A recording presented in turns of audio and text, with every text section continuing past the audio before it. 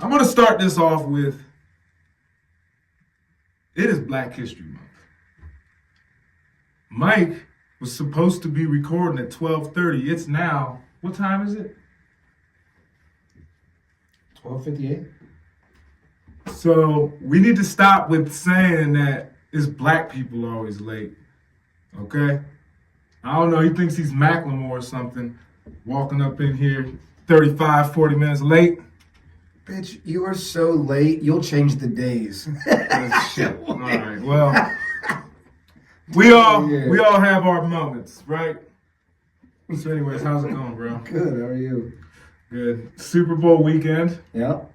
Stories don't stop. But for some reason, I asked you if you heard about them not putting end racism into the end zone. And I also asked you about Saquon Barkley's wife. So clearly we have different algorithms. But it's funny that he hasn't even heard it. But I'm bringing it up, okay? So number one, end racism. My question is, if they take it out, are people going to forget? Like, oh, I forgot. I'm not supposed to be racist. Why does that matter? Why would those words matter?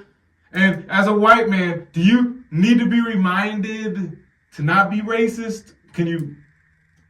Honestly, I have, the only reason I really watch sports is to not have to think about all the shit that's going on out there. The last thing I want to do is see it in sports.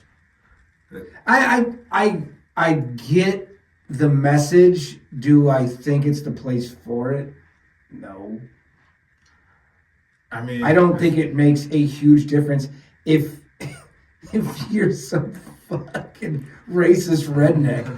Like, is that the only thing holding you back? Like, oh, if that shit wasn't in the end zone, the stuff I'd be doing. Like, it's goofy. Oh, let me put my Nazi flag away. I can't have that. Yeah. Okay. That's the force field around the world that's stopping all the bad shit. So I never really realized what they meant by virtue signaling. So that would really be a virtue signal. Like, hey, we care whether or not people are racist, so we'll put this in the end zone. Meanwhile, people are paying thousands of dollars to come and see all these people playing. Do you really think they care about the color of their skin? Not a single if they're paying that. And don't they have the like the most reach as far as like people watch the Super Bowl, and no one's worried about it. They people put money on the game, people have parties. No one's really worried about whether or not end racism is in the end zone.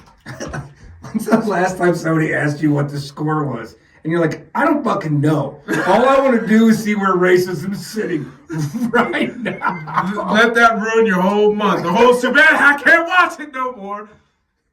Fucking white people, their racism. But it is Black History Month. Why you gotta take it down? Now, if you were to only have it during Black History Month, do you okay, think there would be a difference? They probably should have took it down before fucking February. I would say that. Yeah, I'll give you that one. I would definitely give you that. I was at work, and I'm like, I went and told my boss, I'm like, yo, it's Black History Month, and I really care, So I'm like, I heard about some Seneca Village in New York, but then they toppled it over, that blacks built Seneca Village. They had their own little thing going on, and then the white man tore it all down, right? And put Central Park there in New York. So I'm like, can we talk about that? So every Friday, let me just give you guys a history lesson.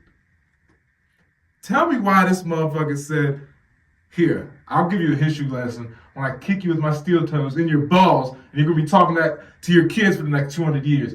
Is that racist? Yes. Damn! My man, listen, I love the guy, but I'm like, man, don't you think that's a little much? He's like, I don't want to hear your shit and go back to work.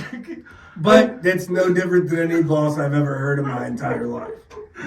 But no, man, I love the man though. He's funny. Well, my thing is like here, like if you consider yourself friends with somebody, if you have to watch the way you talk around them, you're probably not as close as you thought you were. Yeah. You're the people that you know the closest. They know where you're sitting. It's not. Yeah. It's not the words that you say. I've had friends say the most. My friends have said the most fucked up shit to me than anyone in my life. But I know where they're sitting. I think it's just about sensitivity, especially with this racism. I have to say is no, I do not condone fighting. But here's the problem. Say you run into a racist person, okay? And you just hit record, right? And yeah, you might get them fired, but you're not actually doing it. It's not making you feel better. You go home, you have to sit there and still go, all I did was record the person, maybe blow up the spot. In our day, we just fought. And then you fight, and then you feel better afterwards because you know you handled it, right? And that's it. You know, being in my 40s, my mid 40s, I've learned something that the more you don't stick up for yourself, like if someone goes, hey, N-word, you're a piece of trash, you know, and I'm just like, oh, I'm black, and just walk away. Yeah, racism will bother me, but when that happens, we are fighting, and then when we done, it's cool.